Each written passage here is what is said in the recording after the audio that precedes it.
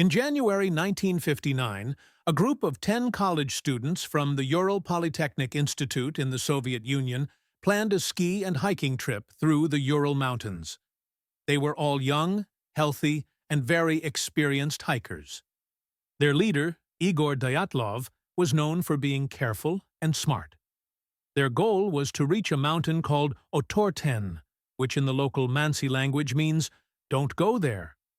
Pretty creepy, right? The group started their journey at the end of January. At first, things went smoothly. They took pictures, wrote in their journals, and seemed happy. But one of the hikers, Yuri Yudin, got sick and had to turn back early. That decision probably saved his life, because the other 9 never came back. The group kept going deeper into the mountains, where the weather got colder and rougher. On February 1st, they set up camp on the side of a snowy slope called Kholat Syakhl, which means Mountain of the Dead. The wind was strong and snow was falling hard, but they decided to camp there anyway, instead of moving down to the forest.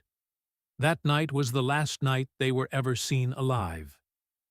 When the hikers didn't return home after several days, their friends and families got worried. Rescue teams, made of students, military, and volunteers, began searching the area. After more than a week, they finally found the group's tent.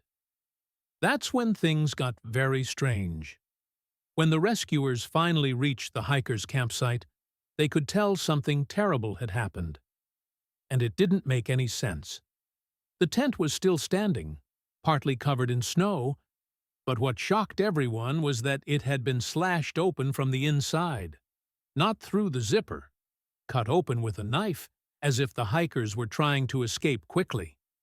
Inside, it looked like they had left in the middle of the night.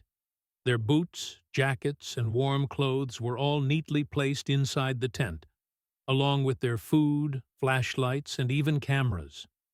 The stove they used for heat hadn't even been set up yet, meaning they probably left right after they went to bed. Outside the tent, there were 9 sets of footprints, barefoot or wearing only socks, leading down the slope toward the forest.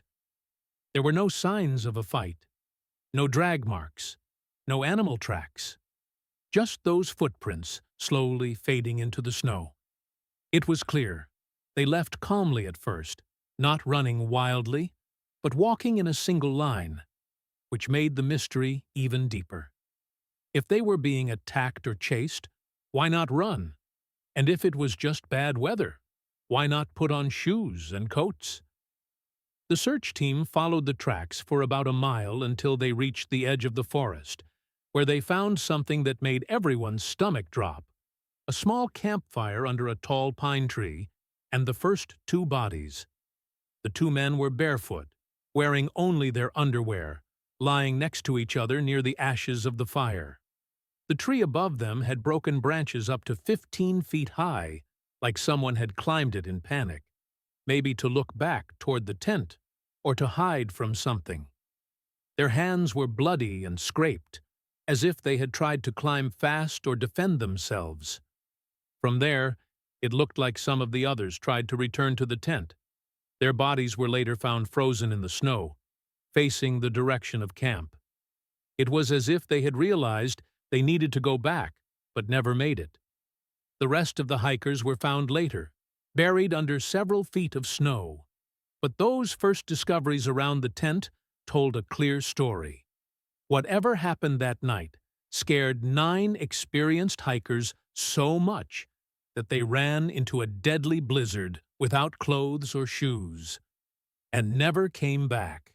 The Dyatlov Pass incident has confused and fascinated people for over 60 years. When the Soviet investigators first looked into it, they couldn't explain what caused 9 experienced hikers to flee their tent barefoot in a snowstorm. The final 1959 report simply said they died because of a powerful unknown force.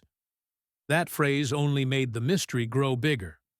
Since then, people have come up with many theories, some scientific, some strange, and some downright chilling. This is the most popular official explanation today. The idea is that an avalanche, a sudden slide of snow, started near their tent. The hikers, afraid they'd be buried, cut open the tent from the inside to escape quickly and ran downhill to safety. But when they realized the snow wasn't chasing them, they tried to go back, only to get lost, freeze, and die in the blizzard. In 2019, Russian investigators reopened the case and officially concluded that an avalanche and hypothermia caused the deaths. It sounds simple, but many people aren't convinced. Skeptics point out the slope was too gentle for a big avalanche. The tent was still standing, not crushed, and their injuries, like crushed ribs and a broken skull, were too severe for just snow. Some scientists believe it wasn't an avalanche, but a katabatic wind, a sudden blast of freezing, hurricane-speed air that rushes down mountainsides. This kind of wind can cause instant chaos and panic. If that happened, the hikers might have thought their tent was collapsing or being buried, so they escaped quickly. Once outside, in total darkness and snow, they couldn't find their way back.